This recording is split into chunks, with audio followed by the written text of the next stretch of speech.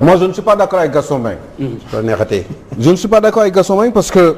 parce que quand on parle du président Macky Sall c'est vrai que am na loo xam ne maa ngi ko am fii ba tey parce que man dama am jaar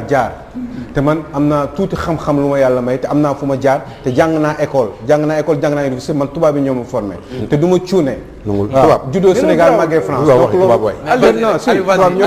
vas-y direct. si moi je parle. wala ma jóg dem bokk. non bu jóg dem yooyu itam. damay wax. non man maa la invité bu jóg taxawaalu. man du ma nit buy taxawaalu man. man dama pare démb tey doog a ñëw. moom ci boppam moom li muy wax gëmu ko. xamul na ni man du ma nit kuy taxawaalu man. waaye par contre nag dëkk bi dañ ko war a defar te transparence daf fi war a am li tax may wax transparence mooy dellu si li mu wax ni moom ni sànq ndax fii bu leerul ñàkk leeraange moo tax dëkk bi di demee nii ñàkk leeraange moom moo tax moom mii muy contredire boppam di wax ministre dañ koy woo day woo ministre te ministre du ko wuyu duñ la wuyu kay. duñ la wuyu parce que dëkku caay-caay la. dëkk bu ñàkk transparence la loolu ngeen di bañ ñu wax. moi je parle en général je ne spécifie pas Gaston Mbengue wala Mamadou Bitèye ou Issa Tine je parle pour le Sénégal en général. Ce pays est mal gouverné ce pays est mal organisé et kan moo nekk à sa tête c'est le président Macky Sall il peut être gentil il peut avoir un grand cœur il peut être généreux il peut être tout ce que vous voulez lépp luy mbaax mën na nekk ci moom mais ñun loolu intéressé wuñu ce qui nous intéresse c'est que c'est lui qui a été élu dans ce pays-là comme président de la République c'est lui qui doit assumer ses responsabilités. Il y a deux solutions. Non il ne les assume pas. Non il ne les assume pas parce que bu leen assumer woon exemple rek bi nga jox ñu dellu si waat ci bu leen assumer woon du ne fay leen diw borom ñu bañ la faale. parce que nañu waxante dëgg te yàlla tax il faut dire la vérité c'est parce que en réalité faale wuñu président de la République c'est parce que ce président là damay wax. kon dana ñàkk jom rek. dama xamuma man damay ñàkk jom. non moi je sais que moi man xam nga man je suis un intellectuel je réfléchis je fais des constats par rapport à ce que je vois dans ce pays là. te xam naa xaw ma lu Sénégal kese xam naa àdduna bi lu bëree bëri. modestie. man non damay wax li ma def man sama yoon nekkul man li ma xam laay wax man xam nga mënu ma xam nga man du ma mécanicien du ma plombier. duma yooyu yaa ngi dégg lii laa def lii laa xam te lii laay wax moo tax ma ñeme taxaw di ko wax fii te ku ñeme na nga yow jàkkaarloog man fii ci dëkk bi man li may wax du dañ non c'est que man li may wax dañ maa ngi lay expliquer ni li ngay wax ne yow yaa ngi nekk dans votre propre contradiction parce que yaa ngi wax ni dëkk ñi ngi lay wax waxu transparence di ko généraliser nga ñëw yow retourner waat pour wax ni dëkk wane dëkk bi nii ay caay-caay moo fi am wane dëkk bi nii ay transparence moo fi am te ki ko jiite ak ñi ko gàcce ngaalaama moom non man du ma ne gàcce gaalaama xam nga toog ne gàcce déet du ma ne gàcce gaalaama. waaw Gaston bàyyi ko mu àggale après nga ñëw bàyyi ko mu àggale après moom mënul topp di wax yow mii da la dégg. gàcce gaalaama moom laa wax gàcce gaalaama moom da laa dégg non c'est Gaston d'accord mais bàyyi ko mu da koy bàyyi moom mu wax idée wax xalaatam. vas-y Aliou mais Gaston xam lan la ñu wax. Gaston daf ñu ne. dëkk bi ay caay-caay fi am. ay naafeex fi am. ay tricheurs fi am ay ñoo xam ne nawuñu président de la République Gaston Mbengue moo ko wax fii Sénégal yëpp di dégg. bari na ci bari na ci de xam nga loolu waaw. mais bari na ci de. waaw doo bàyyi jàppal mu wax. dama bëgg mu génn dama bëgg mu génn. waaw bàyyi ko mu daaneel. Gaston bàyyi ko mu daaneel. dinaa ko muñ. dinaa ko muñ. man xam naa ni man Gaston man daf ma fan. waaye du faawante non dañu faawante dañuy dañu faawante rek ma faan la. non nañu ci d'accord non man faanal ci benn côté. ma faan mais benn côté mooy ci biir ci liggéey yi ngay liggéey. man ma faan ak fi nga jógee ak fi nga commencé zéro. yow xam nga ne sax dama la faan nga faan. non da ngay faan kuy taxawal. non waaw oui. kuy taxawal ki taxawal gi laa la faan. waaw vas-y Aliou vas-y Gaston bàyyi ko daaneel. non juste pour dire que ni en réalité. il faut qu'on sache dire la vérité dans ce pays là. te xam nga mooy lan mooy Macky Sall moom la ñu président Macky Sall moom la ñu fal. moom mooy assumer ses responsabilités Macky Sall mooy wax te gars yi du ñu def Macky Sall moom moo am moom moo war a jàkkaarloog nguur sénégalais yi en 2024 pour wax leen moom lan la fi liggéey ci 12 ans yi Macky Sall moom mooy joxe ay ordre Macky Sall moom mooy organiser le pays à sa manière moo ma ne man nii laa bëgg a def pour dëkk bi développer fii laa bëgg a jàll pour dëkk bi ñi ma siy jàppale fii la ku nekk mu am ndigal bu mu la jox pour nga def ko mais ils ne le font pas ce pays ne marche pas ce pays ay tricheurs fi nekk ce pays ay sàcc ñoo fi nekk nguur gi ñoom ñëpp lu ci bare kenn rek nga fi wax koo xam ne gis naa ni wax dëgg yàlla te du yow kese moo tax ma koy wax ñeneen nit kilifa wax nañ ma ko te li ngeen wax fi dëgg la nee nañ ku ko woo day wuyu. waaw Matar Ba muy Matar Ba nit ku serviable nit ku ubbeeku la. kooku moom Sénégal yëpp dañ ko témoigné te àdduna Sénégal nag dañuy wax ci wolof ku ñëpp tuuf li nga tooy. yaa ngi dégg donc kooku à la limite mën nañ ko dégg mais ñeneen ñi fi nekk ñëpp wax leen ma Sénégal lan lañ fi liggéey. pour que ce pays marche ce pays ne marche pas xam nga tax ce pays ne marche pas parce que celui qui est à sa tête ki jiite réew mi deful li mu war a def il n'a pas assumé ses responsabilités il est toujours dans ses calculs politiques calcul nu muy teg di organiser pour gën a mën a tenir le pouvoir alors que il a les pleins pouvoirs il devait juste faire une chose muy liggéey bi nga xam ne sénégalais bu fekkee ne sax ay 2024 sax xëy na sax bu ñu ci waxtaan xam nañu def gars yi am na dëkk yoo xam ne gars yi naan non yow président fii da nga fiy toog de soxla nañ la encore ñaar fukki at ak juróom wala fanweeri at loolu liggéey kese moom moo koy def mais pas bu ñu demee bay toll ci fii c'est parce que on sait que mais gars yi ku si ñëw nii mais Gaston gars yi ku si ñëw fii li ngay jéem a def lépp mooy fexe yow def lan sa kamtal ay kattan pour fi nga toog nga mën fa dóor mu daanu regardez ce qui se passe au ministère de la santé c'est un exemple parce que on a fait un dossier là-dessus il y a pas longtemps mais ministère de la santé fournisseurs yaa ngi bëgg de fournisseurs yi doon liggéey ministère de la santé ñëpp la Abdoulaye Diouf Sarr dàq jël ñaari nit kese di leen jox marché yi umu informatique ak NKG lu déedéet waaw si ma lu ma wax bu fekkee amul ñun ñu toog nga ne amul parce que ñun aussi Sénégal la ñuy liggéey man lii rek laa xam Gaston mënuma leneen waaw loolu yëpp dans ce pays là est-ce que yooyu c'est normal non est-ce que on a le droit de voir des gens des directeurs généraux qui sont dans les ministères nga gis leen démb tey nga gis leen seen niveau de vie fi mu toll di jënd ay appartement ay 100 millions mais Gaston li may wax ni du dañ c'est que lu nekk la yooyu il faut ñu teg ko ci taabal ji Macky Sall xëy na yëgu ko je n'en sais rien wala xëy na yëg la ko aussi waaye mënu ci dara parce que mënu da xaw ma man damay wax rek parce que ñun loolu mooy suñu liggéey fii laa bëgg amee njëriñal sama réew ma fii nii li may wax nii foofu rek laa bëgg amee kontaan naa ci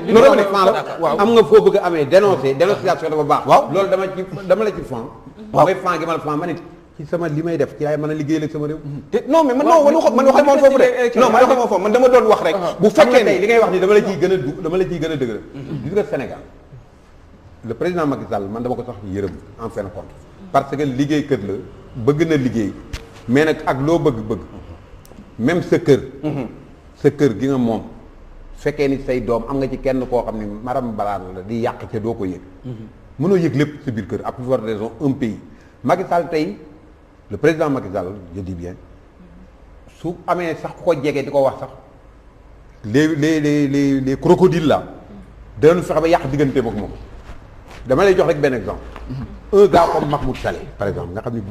bëggul dara lu dul Macky Sall moom bi Macky Sall jógee ci Ablaye Wade moo amee woon ñaari parti NP ak bi ci des bi yóbbu woon Macky Sall dans les élections j'ai oublié même le nom ñëw di ànd ak Macky Sall jox ko parti ba Macky Sall ni mu nekkee laajul dara mais bëgg na Macky Sall ca it am na fit ca dafay wax Macky Sall dëgg da koy wax li mu xalaat mais gis nga bi ñu ko defee directeur de cabinet rek dégg nga coow li ci am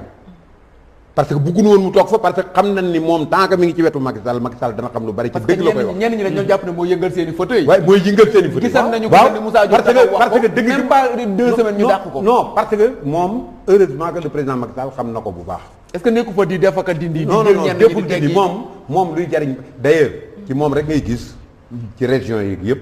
politiciens yi ci région yi ku ko ci woo mu wuyu la ñëwal ñu waxtaan fii ci dëkk bi léegi su ma ko woon ci sama téléphone mu jël ku ko woo mu jël la soo ko nee léegi bi tey man li ma dégg mooy man ci Matar Ba laa dégg jëw yu bari yu mel noonu waaw non Matar Ba laa jëkk a wax non lenn au moins Matar Ba il est populaire juste pour terminer waaw non ku mais itam wax seede comme dañuy seede rek seede nañ ci Matar Ba mais man mi leen gën a jege xam li ma seede li may seede li ma xam laay seede d'accord kooku nit la koo xam ne moom itam tey maa ngi soo di comprendre li tax bi mu ko falee directeur de cabinet rek ñëpp na fi jógee daal amul njàng amul lii amul laa ku nekk yi kaas ku nekk yi wax parce que xam nañ ni tricherie day ñàkk day génn foofu. mais Gaston Mbengue est-ce que on peut être d'accord que ni dëkk bi amul transparence dëkk bi gars yi ngi luubal alal réew mi te direction générale yi fi nekk ak ministères yi fi nekk Macky Sall moo leen ko dégg par décret est-ce que loolu war nañ ko mën a wax dëgg te yàlla tax ku nekk ak sa tëraay ba am ne que dëkk bi mais tu as raison di nga fi gis ministre de la République bu nekk fi at ba at dellu si waat tabax immeuble 3 étages 4 étages. mais tu as raison yaa ngi dégg est-ce que loolu war est-ce que marché yi mais ànd naa ci yow marché yi ma lay wax marché yi sànni di ko jox ay nit pour ñu leen def ay retour de commission est-ce que yooyu yëpp Macky Sall il est au courant il n'est pas au courant il n'a qu'à vérifier Alioune Sow loolu ànd naa ci ak yow c'est-à-dire que Macky Sall le président Macky Sall nit rek la man na wóolu ay nit teg leen nit ñooñu nag suñu deful lan leen wóoloo wala ñu maloon wala ñu manqué de loyauté mais bëgguñu sax ku jege Macky Sall man. mais pourquoi Macky téye man ñu bëri def nañ pourquoi Macky Sall ne loolu la pourquoi mu téye ñaar la Macky Sall dana réagir. dana réagir dans 3 ans. Depuis 8 ans. Depuis 8 ans c'est la même chose. non Macky Sall. ça fait des années qu'on le dénonce ñi li may wax nii man ça fait ay at juróomi at. des années aussi mi ngi dàq di jël. mi ngi dàq ñeneen am na ñoo xam ne ñu ngi ci nguur gi ba tey. da leen yokkal sax grade da leen yokkal grade. loolu moom c'est sa cuisine. c'est ça may ko après nga ñëw vas-y. waaw en fait li ma xaw a jaaxal mooy et puis li ñu war a wax mooy du nit mooy réussir ki jiite réew kooku président kese la mais gouvernement mooy réussir. Ablaye Wade bi mu demee ba war a dem lan la nit ñi doon wax nañ ko bàyyi mu eggale et ñu bëri aussi dañ doon wax naan Ablaye Wade bonul mais ni ci ginnaam ñoo baaxul. loolu lañ doon seedeel Abdou Diouf. waxal ko Senghor waxal ko ku mel ne et ñu bëri sax ne nañ Senghor ak Mamadou Dia ay nit leen jaxase ñoo dox seen diggante. bu ñu convoqué histoire loolu bu ñu ci duggee leneen la waaye bu ñu considéré ku mel ne Ablaye Wade ñu li ñu ko doon waxal même chose la ñuy waxal Macky Sall. Ablaye Wade bi nguuram commencé yëngatu mooy la nga xam ne amoon na fële l'affaire Malick ba mbir mi yëngatu. nga xam ne reculé na. ticket présidentiel ba gis nga recul bi nga xam ne am na ci ak yeneen ak yeneen ak yeneen. l'affaire de Mbane loolu fi lañ fekk yàggul. mu reculé ci loolu Macky Sall aussi bërki Dembo Ndiaye gis nga ne reculé na ci lu mel ni couvre-feu. ba mu ko jëkkee teg Touba. loolu signe la.